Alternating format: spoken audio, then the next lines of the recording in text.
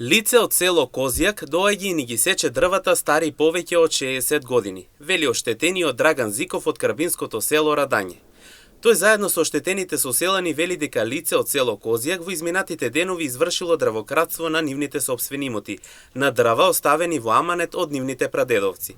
Пред камерите на МН телевизија истакнаа дека сега тие остануваат без 200 килограми ореви, со кои тие во минатото имаат дополнителен приход и можност за подобар живот. Лице на село Којзак, значи во катастарска општина Радање, доваѓа и ни ги сече дрвата, родни по 50-60 години. Сечени ги, значи некна ги сечел на наш соселанин, па на трет, па на мене. Дрвце е 50-60 години старо. Он го сече. Значи тоа дрвце е само 500-600 евра е само дрвцето.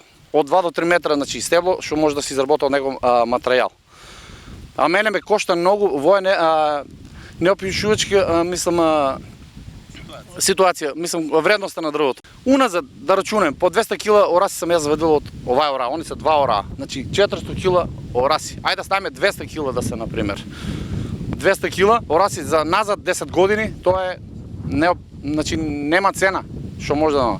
Оштетен сам, така да нема жалост, лицето го знаеме со име и со презиме, од Којзак. Веко, мислам, он не заслужува да го речеме човек, тоа е монструм. Ти да го исечеш родно дрвце, да се исече од 5-6 години.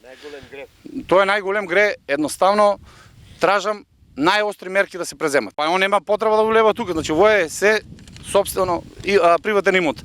Еве го, значи имотен лист.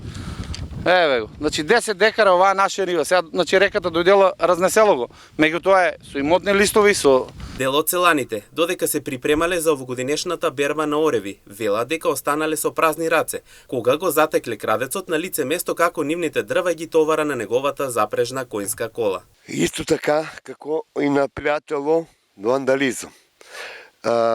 Тогаш кога дојдовме ние да видиме да беремеораси, човек го фанаме жив бидејќи товарил го на коњската кола и бега надоле. Му викаме застани, имаме и снимки. И трчејќи надоле стигнавме до селото Којзак. Препознаме го човеко кој е и стигнаме до селото Којзак. Јавиме на полиција, чекаме да се врати. Тој паркирал доле пред селото таму тоа ливадите и со колата со татком врте кругови. Ние стоиме, чекаме полиција. И исто така, тополите исчезнаа. Значи тие прават вандализм. Абе човеку, на човек зборам, а и сигурно гледа. Човеку, во некој се грижил со години. Значи овде, тука беа бавчите, еве тука е на бурчетни, ова тука мојата бавча. Значи не бира што ќе сечат. Не бира што ќе. Бил социјален случај. Има си институции тамо да си дражиш, а не тука. Да, многу. Од прадедо сум тука. Од прадедо му се Јасановски се прозивам. И моментално се ви уништено.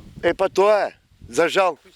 Значи институции да си преземат мерки. Шумска, кој тамо какво, нека се преземат и нека земат по-ригорозни мерки за да се тоа прекрате. Она што оштетениот Драган Зиков додатно го истакна е апелот до надлежните да го превземат случајот и да стават крај на дрвократството.